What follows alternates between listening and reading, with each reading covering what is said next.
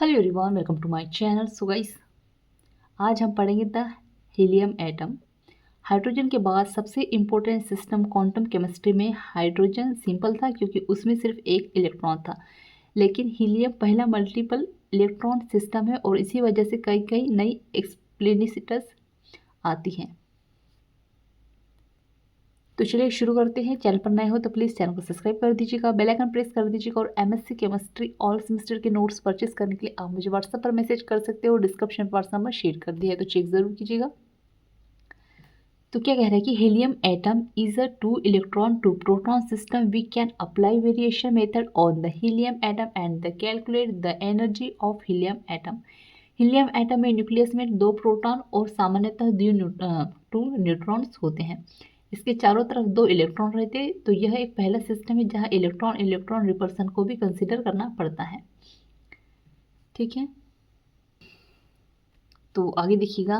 Here we assume that the nucleus of helium atom in a rest position and electron moving around the nucleus in differential coordinates with different distance from nucleus x1 x1 y1 z1 r1 और x2 y2 z2 r2 both electron leaves between r 12 distance. So here 2 kinetic energy term for 2 electron, the 3 energy potential energy term for electron proton attraction. Electron proton attraction for another electron and electron electron repulsion. So Hamiltonian operator for helium atom can be defined as, तो यहाँ पर लेंगे हम Schrödinger wave equation को। ठीक है, cap H बराबर होगा minus H square upon 8 pi square delta square plus V minus H square upon 8 pi square M delta 1 square plus delta 2 square. अब यहाँ पे 2 electron square R1, 2 electron square R2 और 2 electron square और R12। तो cap H बराबर view delta view और ये view unit, तो 1/2 करेंगे del 1 square del 2 square plus V1 V2 V12। तो डेल्टा 1 स्क्योर और del 1 square del 2 square 1 minus 2 upon R1 2 R2 1/12। अब इसको ब्रैकेट में कर लिया, प्लस है तो इधर माइनस आ जाएगा और सेम चीज़। इसको नाम दिया हमने समीकरण नंबर 1। अब आगे देखिएगा।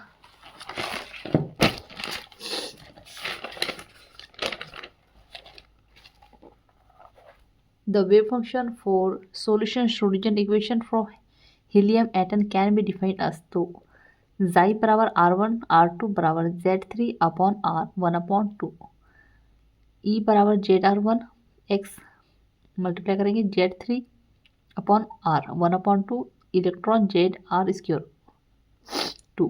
जेड क्या है यहाँ पर, वेरिएशन पैरामीटर है। xi बराबर Z3 upon R electron ZR1, इसका नाम दिया हमने समीकरण नंबर 3। ये ZR1 और ZR2। ठीक है, average energy E integration xi cap H xi star D tau upon xi delta xi star D tau और इसको नाम देंगे हम समीकरण नंबर 4। बट 4 नॉर्मलाइज्ड कंडीशन होगी xi स्टार और डी टाउ बराबर 1। सो ये बराबर इंटीग्रेशन करेंगे xi कैप एच और xi स्टार डी टाउ, इसको नाम देंगे समीकरण नंबर 5। अब इक्वेशन 1 और 2 को समीकरण नंबर 5 में रखेंगे तो क्या होगा, ये बराबर यहाँ पर लिखेंगे इंटीग्रेशन Z3 अपॉन R ई ZR1 और ये ZR2, फिर यहाँ पे ऐड करेंगे minus 1/2 delta 1 square 1 delta 2 square minus 2/R1 plus और 2/R2 प्लस 1/R12। फिर इधर आके Z3 Z3/R। सेम चीज़ें लिखेंगे और डी टाउ कर देंगे, ठीक है। इसको नाम देंगे समीकरण नंबर 6। आगे देखिएगा, we now that the value of Laplacian operator in polar coordinates, तो delta square 1/R2 d/dr r square d/dr plus 1/R2 sine theta d/डेल थीटा, और यहाँ पे साइन थीटा d/डेल theta plus 1/R square sine square theta और del Z/डेल theta square. इसको नाम देंगे समीकरण नंबर 7।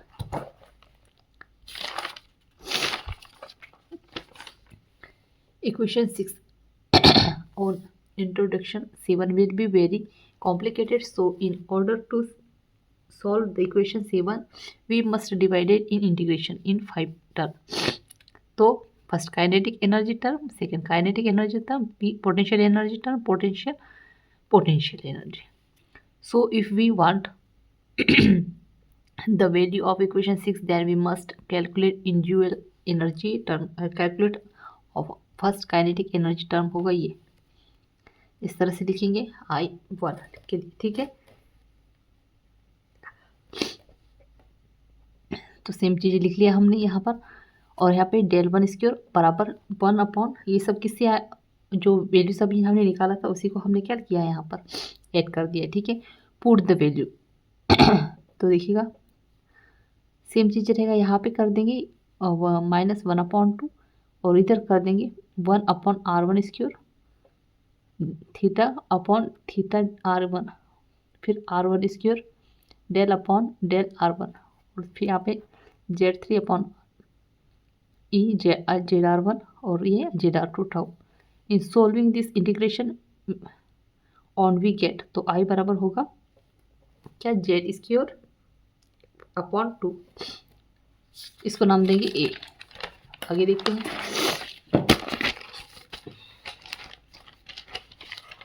कैलकुलेशन सेकेंड काइनेटिक टर्म, इसमें R2 होगा Z3, सेम चीज़ें रहेगी इसी में भी, ठीक है। और ये होगा यहाँ पर डेल, वहाँ पे 1 था तो यहाँ पे 2 होगा, फिर 1/R2 स्क्वायर, फिर यहाँ पर डेल R2 और यहाँ पर R2 स्क्वायर, और यहाँ पे डेल R2, फिर I2 इंटीग्रेशन करेंगे Z3R, सेम चीज़ें रहेगी यहाँ पे, ठीक है। और यहाँ पे क्या कर देंगे हम 1/R2 स्क्वायर और D, ये चीज़ें यहाँ आ जाएगी, ठीक है दोनों, और फिर यहाँ पे Z3 यहाँ ये वाली चीज़ यहाँ आ जाएगी और ये इधर आ जाएगी, ठीक है। और solving this integration we get, तो I2 बराबर क्या होगा Z²/Z, जैसे कि इसी में आता है, ठीक है। फिर आता है calculate of first potential energy term, तो काइनेटिक थी और थी पोटेंशियल एनर्जी, तो अब क्या होगा फर्स्ट पोटेंशियल एनर्जी गिनेंगे उसको, तो I3 बराबर सेम चीज़ें वैल्यूज हो जाएंगी, ठीक है। और यहाँ पर क्या करेंगे I3 बराबर -2Z, और यहाँ पे भी सेम वैल्यूज रहेंगी I4 करके, और ये होगा I4 2Z, ठीक है। फिर यहाँ पर देखिए calculation of third potential energy, तो इसमें क्या होगा 5, और सेम चीज़ें रहेंगी I5 बराबर 5Z/8। तो now from the equation ABCD we can give, तो यहाँ पर 1 प्लस सभी को प्लस करके Z2 सबकी वैल्यूज को यहाँ पर रख देंगे, ठीक है, जो भी आएगी।